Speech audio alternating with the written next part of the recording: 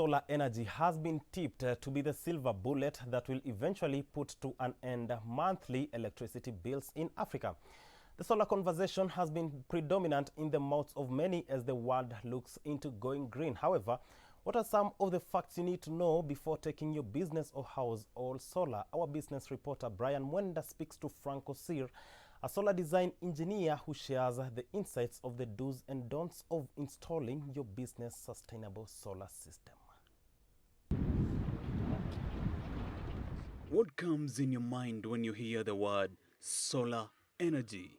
To many, solar means reduced electricity bills, a renewable energy source, low maintenance costs, and to others, a greener world. Solar is not a new invention in the world. However, the renewable energy source has for years evolved and not only be used in homestead but also to empower businesses, light up our streets, build solar-powered cars, and even create solar-enabled clothes. In a country like Singapore, thousands of panels glinting into the sun stretch into the Sea of Singapore, pushing to build solar floating farms so as to cut greenhouse gas emission. Solar for sure has lit the lives of humanity.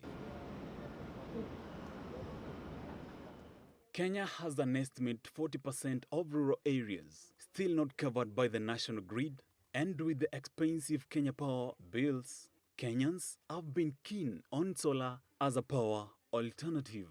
However, Frank Kosir, a solar design engineer, does not agree with the majority mentality about solar being the silver bullet to solve their power struggles.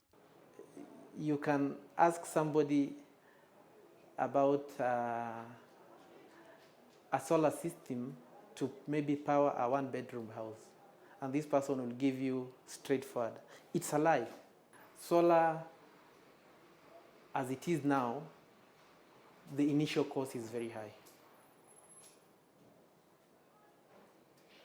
The initial cost is usually very high, but the running costs are very minimal.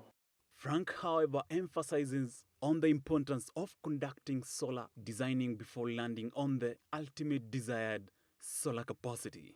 Yeah, a typical Kenyan household will require from around 5 kilowatt peak to about 0.5 kilowatt peak to 1 kilowatt peak of solar power.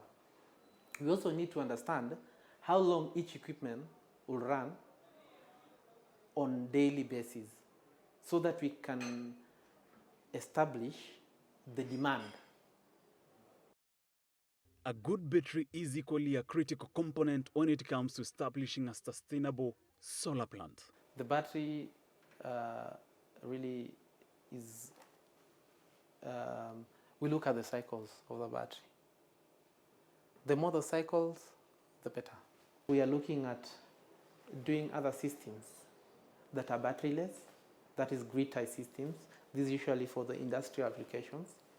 The solar engineer warns against entrusting incompetent solar technicians, even for your small-scale solar system.